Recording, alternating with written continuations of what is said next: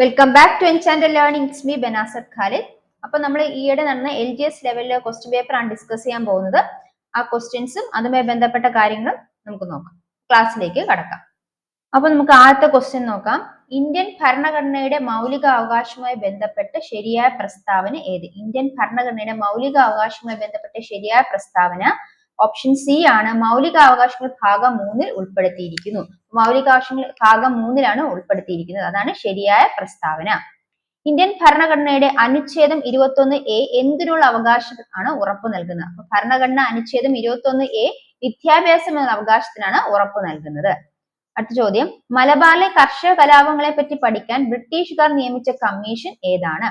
മലബാറിലെ കർഷക കലാപങ്ങളെ പറ്റി പഠിക്കാൻ ബ്രിട്ടീഷുകാർ നിയമിച്ച കമ്മീഷനാണ് വില്യം ലോഗൻ കമ്മീഷൻ.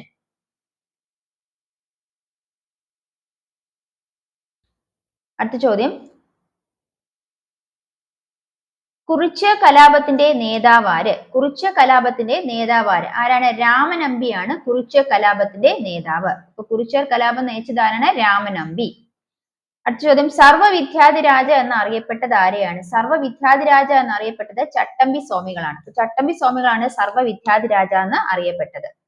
സാമൂഹികമായി അടിച്ചമർത്തപ്പെട്ടവരുടെ ബൈബിൾ എന്നറിയപ്പെടുന്ന പത്രം ഏത്? സാമൂഹികമായി അടിച്ചമർത്തപ്പെട്ട ബൈബിൾ എന്നറിയപ്പെടുന്ന പത്രം മിതവാദി.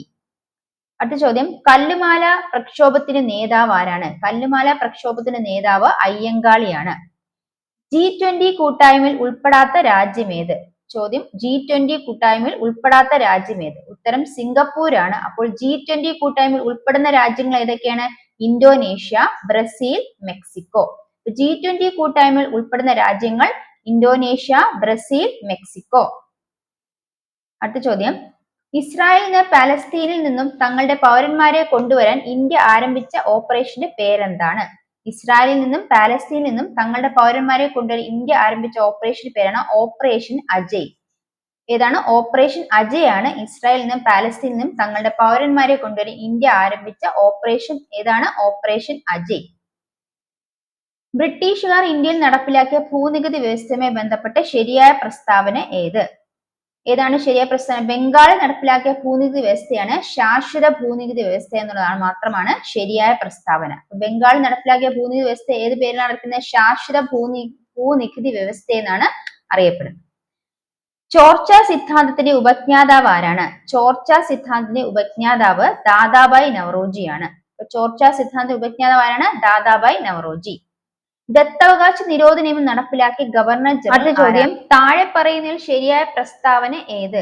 താഴെ പറയുന്നതിൽ ശരിയായ പ്രസ്താവന 1857 വിപ്ലവത്തിലെ ലക്നൌവിലെ നേതാവായിരുന്നു ഹസ്രത്ത് മഹൽ. 1857 വിപ്ലവത്തിലെ ലക്നൌവിലെ നേതാവ് ആരായിരുന്നു? ഹസ്രത്ത് മഹൽ. അതാണ് ശരിയായ പ്രസ്താവന. ഇന്ത്യയുടെ പതാകയെ ത്രിവർണ്ണ പതാക അംഗീകരിച്ചത് ഏത് സമ്മേളനത്തിലാണ്? ഇന്ത്യയുടെ പതാകയെ ത്രിവർണ്ണ പതാക അംഗീകരിച്ചത് കറാച്ചി സമ്മേളനത്തിലാണ്. ഇന്ത്യയുടെ പതാകയെ ത്രിവർണ്ണ പതാക അംഗീകരിച്ച ഏത് സമ്മേളനത്തിലാണ്? കറാച്ചി സമ്മേളനത്തിൽ. അധ്യക്ഷൻ സർദാർ വല്ലഭായ് പട്ടേലുമായിരുന്നു. ഇന്ത്യൻ ഭരണഘടനയുടെ ആമുഖം തയ്യാറാക്കിയത് ആരാണ്? ഇന്ത്യൻ ഭരണഘടനയുടെ ആമുഖം തയ്യാറാക്കിയത് ജവഹർലാൽ നെഹ്റു. തിരഞ്ഞെടുക്കപ്പെടുന്ന രാഷ്ട്രത്തലവനുള്ള രാജ്യം ഏത് പേരിൽ അറിയപ്പെടുന്നു? തിരഞ്ഞെടുക്കപ്പെടുന്ന രാഷ്ട്രത്തലവനുള്ള രാജ്യം റിപ്പബ്ലിക് എന്ന പേരിൽ അറിയപ്പെടുന്നു.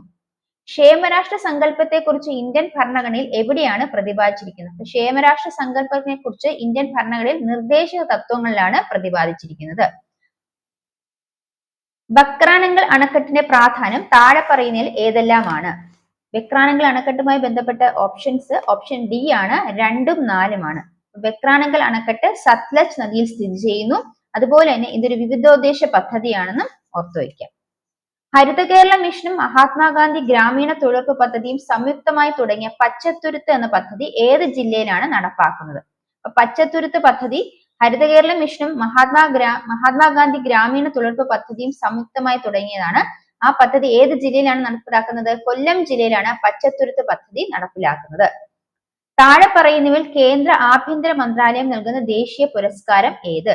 താഴെ പറയുന്ന കേന്ദ്ര ആഭ്യന്തര മന്ത്രാലയം നൽകുന്ന ദേശീയ പുരസ്കാരമാണ് ജീവൻ രക്ഷാ പതക്. കേന്ദ്ര ആഭ്യന്തര മന്ത്രാലയം നൽകുന്ന ദേശീയ പുരസ്കാരം ഏതാണ്? ജീവൻ രക്ഷാ പതക്. പട്ടിണി ഇല്ലാതാക്കൽ, സാമൂഹ്യനീതി, തുല്യാധിഷ്ഠിതമായ വളർച്ച ഈ ഉദ്ദേശത്തോടു കൂടി തുടങ്ങിയ പഞ്ചവത്സര പദ്ധതി ഏതാണ്? 9ാം പഞ്ചവത്സര പദ്ധതിയാണ്. ഇതാണ് പട്ടിണി ഇല്ലാതാക്കൽ, സാമൂഹ്യനീതി, തൊഴിലധിഷ്ഠിതമായ വളർച്ച എന്നീ ഉദ്ദേശിച്ചു തുടങ്ങിയ പഞ്ചവത്സര പദ്ധതി 9ാം പഞ്ചവത്സര പദ്ധതി. 9ാം പഞ്ചവത്സര പദ്ധതിയുമായി ബന്ധപ്പെട്ട് എന്താണ്? പട്ടിണി ഇല്ലാതാക്കൽ, സാമൂഹ്യനീതി, തുല്യാധിഷ്ഠിതമായ വളർച്ച എന്നിവ ഉദ്ദേശത്തോടു കൂടി തുടങ്ങിയ പഞ്ചവത്സര പദ്ധതിയാണ് 9ാം പഞ്ചവത്സര പദ്ധതി. ഏത് ഇന്ത്യൻ സംസ്ഥാനവുമായി ബന്ധപ്പെട്ടാണ് ഇന്ത്യയും ചൈനയും തമ്മിൽ തർക്കം നിലനിൽക്കുന്നത്? അരുണാചൽ പ്രദേശ്. ഏത് ഇന്ത്യൻ സംസ്ഥാനവുമായി ബന്ധപ്പെട്ടാണ് ഇന്ത്യയും ചൈനയും തർക്കം നിൽക്കുന്നത്? അരുണാചൽ പ്രദേശ് എന്ന സംസ്ഥാനവുമായി ബന്ധപ്പെട്ടാണ്. സ്വതന്ത്ര ഇന്ത്യ നേരിട്ട വെല്ലുകളിൽ പ്രധാനപ്പെട്ട ഒന്നായിരുന്നു ഭാഷാ അടിസ്ഥാനത്തിലുള്ള സംസ്ഥാന രൂപീകരണം. ഈ വിഷയത്തെക്കുറിച്ച് താഴെ പറയുന്നതിൽ ശരിയല്ലാത്ത പ്രസ്താവനകൾ ഏത്? ശരിയല്ലാത്ത പ്രസ്താവന 2 മാത്രമാണ്, ബാക്കി 2 പ്രസ്താവനയും ശരിയാണ്. എന്തൊക്കെയാണ് ശരി? സംസ്ഥാന പുനഃസംഘടനാ നിയമം 1956 നിലവിൽ വന്നു എന്നുള്ളത് ശരിയാണ്. അതുപോലെ മലയാളിയായ KM പണിക്കർ അതിൽ അംഗമായിരുന്നു എന്നുള്ളതും ശരിയാണ്. അപ്പൊ സംസ്ഥാന പുനഃസംഘടനാ നിയമം നിലവിൽ വന്നത് 1956 അതുപോലെ തന്നെ മലയാളിയായ KM പണിക്കർ അതിൽ അംഗമായിരുന്നു. മുംബൈ, കൊച്ചി, മധുരൈ, ചെന്നൈ, കണ്ട്ല, മംഗലാപുരം ഈ കൂട്ടത്തിൽ പെടാത്ത പട്ടണം ഏതാണ്?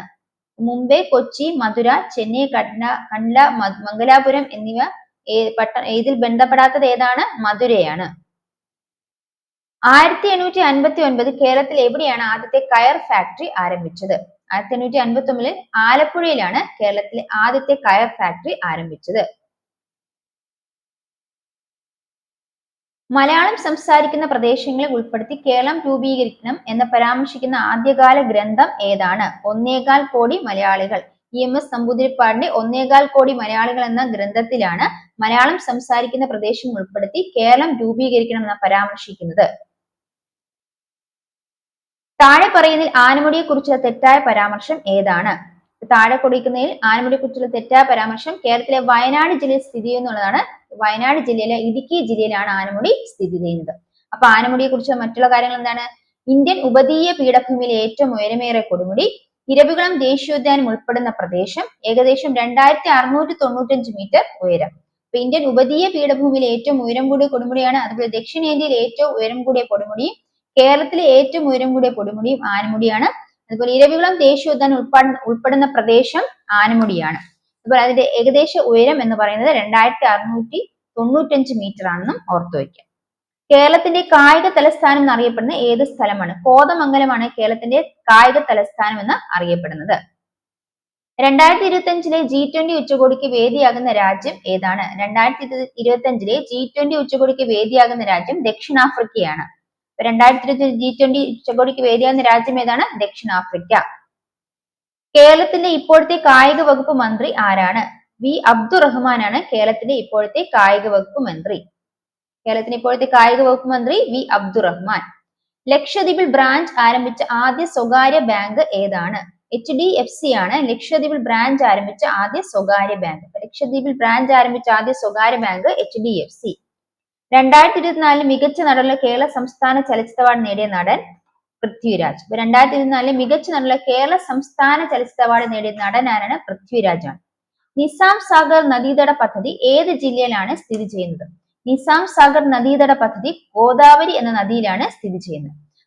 നിസാം സാഗർ നദീതട പദ്ധതി ഏത് നദിയിലാണ് സ്ഥിതി ചെയ്യുന്നത്? ഗോദാവരി നദിയിലാണ് സ്ഥിതി ചെയ്യുന്നത്. പദ്ധതിയുടെ പേര് നിസാം സാഗർ നദീതട പദ്ധതി. ഇന്ത്യയുടെ ഏറ്റവും തെക്കേറ്റുള്ള മേജർ തുറമുഖം ഏതാണ്? തൂത്തുക്കുടിയാണ് ഇന്ത്യയുടെ ഏറ്റവും തെക്കേറ്റത്തുള്ള മേജർ തുറമുഖം. ഇന്ത്യയുടെ ഏറ്റവും തെക്കേറ്റുള്ള മേജർ തുറമുഖം ഏതാണ്? തൂത്തുക്കുടി.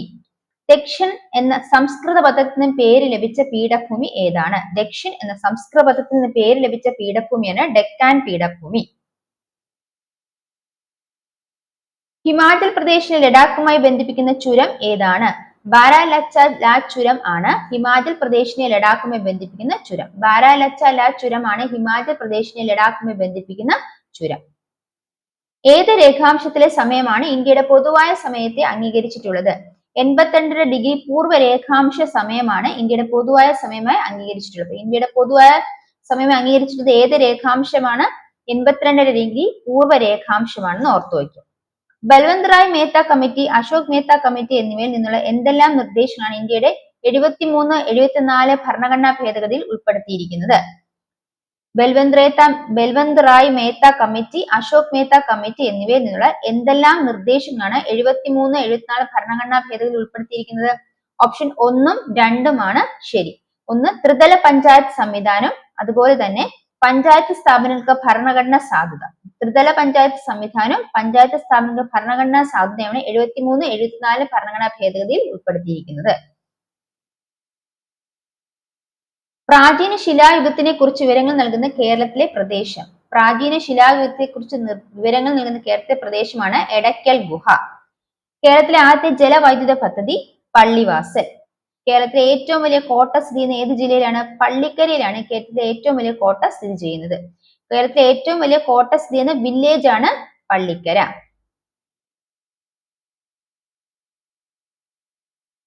സഞ്ചാര സ്വാതന്ത്ര്യത്തിനായി കേരളത്തിൽ നടന്ന പ്രധാന പ്രക്ഷോഭം താഴെ പറയുന്നതിൽ ഏതാണ്? വൈക്കം സത്യാഗ്രഹമാണ് സഞ്ചാര സ്വാതന്ത്ര്യത്തിനായി കേരളത്തിൽ നടന്ന പ്രധാന പ്രക്ഷോഭം. താഴെ പറയുന്നതിൽ ഏത് വിളയുടെ ഉൽപാദനത്തിലാണ് സംസ്ഥാന അടിസ്ഥാനത്തിൽ കേരളത്തിന് 2ാം സ്ഥാനമുള്ളത്? കാപ്പി. അപ്പൊ കേരളത്തിൽ 2ാം സ്ഥാനമുള്ള ഏത് വിളയുടെ ഉൽപാദനത്തിലാണ് സംസ്ഥാന അടിസ്ഥാനത്തിൽ കേരളത്തിന് 2ാം സ്ഥാനമുള്ളത്? കാപ്പിയുടെ ഉൽപാദനത്തിലാണ് കേരളത്തിന് 2ാം സ്ഥാനമുള്ളത്. 2ാം പിണറായി സർക്കാരിന്റെ പുതിയ പട്ടികജാതി പട്ടികവർഗ പിന്നോക്ക ക്ഷേമ വകുപ്പ് മന്ത്രിയാണ് OR കേളു. അദ്ദേഹം ഏത് മണ്ഡലത്തിൽ നിന്നുള്ള MLA ആണ്?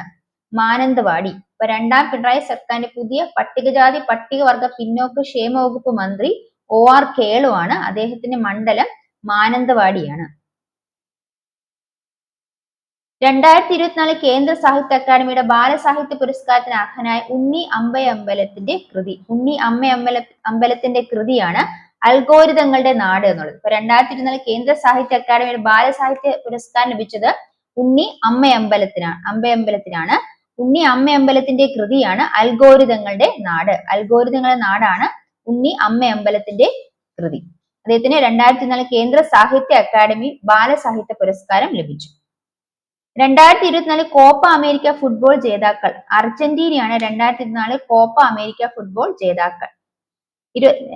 മനുഷ്യ മസ്തിഷ്കത്തിൽ ആദ്യമായി വയർലെസ് ചിപ്പ് ഇംപ്ലാന്റ് വിജയകരമായി സ്ഥാപിച്ച ഇലോൺ മസ്കിന്റെ കമ്പനിയാണ് ന്യൂറോലിങ്ക്. മനുഷ്യ മസ്തിഷ്കത്തിൽ ആദ്യമായി വയർലെസ് ചിപ്പ് വിജയകരമായി സ്ഥാപിച്ച ഇലോൺ മസ്കിന്റെ കമ്പനിയാണ് ന്യൂറാലിങ്ക്. 70ാം നെഹ്റു ട്രോഫി വള്ളംകളിയുടെ ഭാഗ്യചിഹ്നമായി കളിവള്ളം തുഴയുന്ന നീല പൊന്മാൻ നൽകിയ പേര് നീലു. 70ാമത് നെഹ്റു ട്രോഫി വള്ളംകളിയുടെ ഭാഗ്യചിഹ്നമായി കളിവള്ളം തുഴയുന്ന നീല പൊന്മാൻ നൽകിയ പേര് ഏതാണ്? നീലു. 2024 പാരീസ് ഒളിമ്പിക്സിൽ ഇന്ത്യക്ക് വേണ്ടി നീരജ് ചോപ്ര ജാവലിൻ 89.45 മീറ്റർ എറിഞ്ഞ് വെള്ളി മെഡൽ സ്വന്തമാക്കി. സ്വർണ്ണ മെഡൽ നേടിയത് പ്രതിസന്ധിക്ക് അതിജീവിച്ച് ഒളിമ്പിക്സിനെത്തിയ ഒരു പാകിസ്ഥാൻ താരമാണ്. ആരാണ് അദ്ദേഹം? അർഷാദ് നദീമാണ് 2024 പാരീസ് ഒളിമ്പിക്സിൽ സ്വർണ്ണ മെഡൽ നേടിയത്. പാരീസ് ഒളിമ്പിക്സിൽ ജാവലിൻ ത്രോയിൽ സ്വർണ്ണ മെഡൽ നേടിയത് ഒരു പാകിസ്ഥാൻ താരമാണ്. അത് അർഷാദ് നദീമാണ്. ഇന്ത്യക്ക് വേണ്ടി മത്സരിച്ച് വെള്ളി മെഡൽ കരസ്ഥമാക്കിയത് നീരജ് ചോപ്രയാണെന്നും കൂടി ഓർത്തു വയ്ക്കാം. ലോക നാട്ടറിവ് ദിനം ഓഗസ്റ്റ് 22 ലോക നാട്ടറിവ് ദിനം എന്ന് അറിയപ്പെടുന്നത്. അപ്പൊ നമ്മൾ ഇന്നത്തെ ക്ലാസ്സിൽ LGS ലെവലിൽ നടത്തിയ ക്വസ്റ്റ്യൻ പേപ്പർ ആണ് ഡിസ്കസ് ചെയ്തത്. ഈ ക്വസ്റ്റ്യൻസും അതിന്റെ ഓപ്ഷൻസും നിങ്ങൾക്ക് മനസ്സിലായെന്ന് വിശ്വസിക്കുന്നു. അപ്പൊ ഇതിന്റെ റിമൈനിങ് പോർഷൻസ് അടുത്ത വീഡിയോയിൽ കണ്ടിന്യൂ ചെയ്യുന്നതാണ്. അതോടൊപ്പം തന്നെ നമ്മൾ ഈ ക്വസ്റ്റ്യൻസിൽ വന്നിരിക്കുന്ന റിലേറ്റഡ് ഫാക്ട്സുകൾ ഡിസ്കസ് ചെയ്യുന്നതാണ്. അതുകൊണ്ട് നിങ്ങൾ ആ ക്ലാസ് മിസ്സാക്കാതെ കാണുക. ഇന്നത്തെ ക്ലാസ് നിങ്ങൾക്ക് യൂസ്ഫുൾ ആയെന്ന് തോന്നുകയാണെങ്കിൽ തീർച്ചയായും ചാനൽ സബ്സ്ക്രൈബ് ചെയ്യുക. Bye from me. Thank you.